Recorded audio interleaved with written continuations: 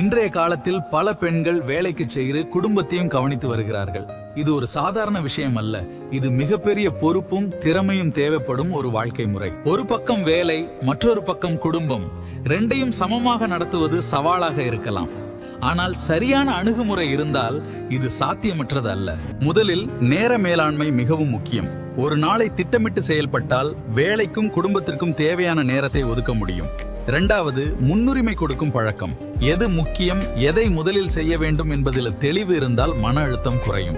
மூன்றாவது, பொறுப்புகளை பகிர்ந்து கொள்வது. குடும்பம் என்பது ஒருவரின் பொறுப்பு மட்டும் அல்ல. அனைவரும் சேர்ந்து செயல்பட்டால் சுமை குறையும், உறவு வலுப்படும். நான்காவது, தன்னை கவனித்துக் கொள்வது. பல பெண்கள் குடும்பத்திற்காக தங்களை மறந்து விடுகிறார்கள். ஆனால் தங்கள் உடல் நலம் மற்றும் மனநலம் நல்ல நிலையில் இருந்தால்தான் மற்றவர்களை சிறப்பாக கவனிக்க முடியும். அன்புடையவர்களே, சமநிலை என்பது எல்லாவற்றையும் சரியாக சமமாக பகிர்வது அல்ல. தேவையான இடத்தில் தேவையான முக்கியத்துவத்தை கொடுப்பதே உண்மையான சமநிலை.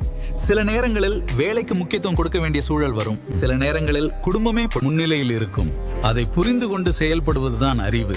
அன்பான சகோதரிகளே, நீங்கள் ஒரே நேரத்தில் பல பொறுப்புகளை சிறப்பாக நடத்தும் வல்லமை கொண்டவர்கள். அதற்கு தங்களை குறைத்து நினைக்க வேண்டாம். மாறாக தங்கள் திறமையை மதித்து முன்னேற வேண்டும். முடிவாக சொல்ல வேண்டுமெனில், வேலைக்கும் குடும்பத்திற்கும் இடையே சமநிலையை பேணும் பெண் தன் வாழ்க்கையை மட்டுமல்ல, தன் குடும்பத்தின் நலனையும் வெற்றியையும் உறுதிப்படுத்துகிறார்.